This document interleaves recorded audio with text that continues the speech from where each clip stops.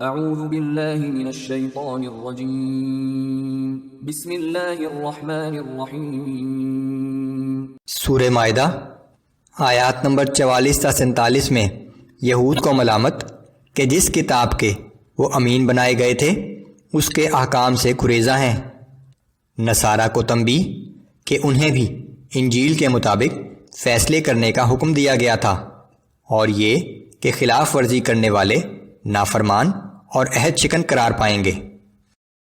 اعوذ باللہ من الشیطان الرجیم۔ انا انزلنا التوراة فیہا ھدی ونور۔ بے شک ہم نے تورات نازل کی تھی جس میں ہدایت بھی تھی اور نور بھی تھا۔ يحكم بها النبيون الذين أسلموا للذين هادوا والربانيون والأحبار بما استحفظوا من كتاب الله وكانوا عليه شهداء۔ بنی اسرائیل کے انبیاء، اولیاء اور علماء جو اللہ کے فرما بردار بندے تھے، یہود کو اسی تورات کے مطابق حکم دیا کرتے تھے، کیونکہ ان کو اس کتاب کی حفاظت کا ذمہ دار قرار دیا گیا تھا اور وہ اس کتاب کے نگہبان تھے۔ اس کے مقابلے میں قرآن جو کہ آخری کتاب ہے، اس کی حفاظت کا ذمہ خود اللہ نے فرمایا ہے۔ بے شک ہم ہی نے یہ قرآن نازل کیا ہے اور یقیناً ہم ہی اس کے محافظ ہیں۔ فلا تخشوا الناس واخشوني ولا تشتروا بآياتي ثمنا قليلا ومن لم يحكم بما أنزل الله فأولئك هم الكافرون۔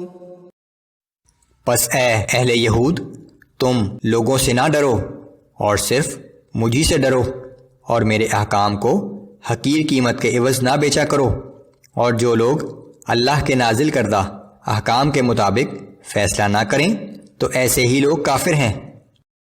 وَكَتَبْنَا عَلَيْهِمْ فِيهَا أَنَّ النَّفْسَ بِالنَّفْسِ وَالْعَيْنَ بِالْعَيْنِ وَالْأَنفَ بِالْأَنفِ وَالْأُذُنَ بِالْأُذُنِ وَالسِّنَّ بِالسِّنِّ وَالْجُرُوحَ قِصَاصٌ۔ اور ہم نے ان یہود پر تورات میں یہ فرض کر دیا تھا کہ جان کے بدلے جان، اور آنکھ کے بدلے آنکھ، اور ناک کے بدلے ناک، اور کان کے بدلے کان، اور دانت کے بدلے دانت، اور اسی طرح زخموں کا بھی بدلہ ہے۔ فمن تصدق به فهو كفارة له ومن لم يحكم بما أنزل الله فأولئك هم الظالمون۔ پھر جس شخص نے اپنا بدلہ معاف کر دیا تو یہ معافی اس معاف کرنے والے کے لیے گناہوں کا کفارہ ہوگا، اور جو لوگ اللہ کے نازل کردہ احکام کے مطابق فیصلہ نہ کریں تو ایسے ہی لوگ ظالم ہیں۔ وَقَفَّيْنَا عَلَىٰ آثَارِهِم بِعِيسَى ابْنِ مَرْيَمَ مُصَدِّقًا لِمَا بَيْنَ يَدَيْهِ مِنَ التَّوْرَاةِ وَآتَيْنَاهُ الْإِنجِيلَ فِيهِ هُدًى وَنُورٌ وَمُصَدِّقًا لِمَا بَيْنَ يَدَيْهِ مِنَ التَّوْرَاةِ وَهُدًى وَمَوْعِظَةً لِلْمُتَّقِينَ۔ اور ان پیغمبروں کے پیچھے ہم نے انہی کے نقش قدم پر عیسیٰ ابن مریم علیہ السلام کو بھیجا۔ وہ اس تورات کی تصدیق کرنے والے تھے جو ان سے پہلے نازل ہوئی تھی، اور ہم نے ان کو انجیل عطا کی تھی جس میں ہدایت اور نور تھا، اور یہ انجیل بھی اپنے سے پہلے کی کتاب تورات کی تصدیق کرنے والی تھی، اور وہ انجیل اللہ سے ڈرنے والوں کے لیے سراسر ہدایت اور نصیحت تھی۔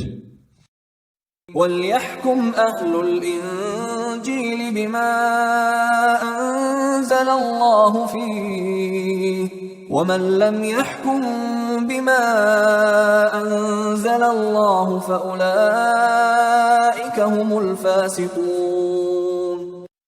اور اہل انجیل کو بھی چاہیے کہ جو کچھ اللہ نے انجیل میں نازل فرمایا ہے اس کے مطابق فیصلہ کریں، اور جو لوگ اللہ تعالیٰ کی نازل کردہ تعلیمات کے مطابق فیصلہ نہ کریں تو وہی لوگ فاسق ہیں۔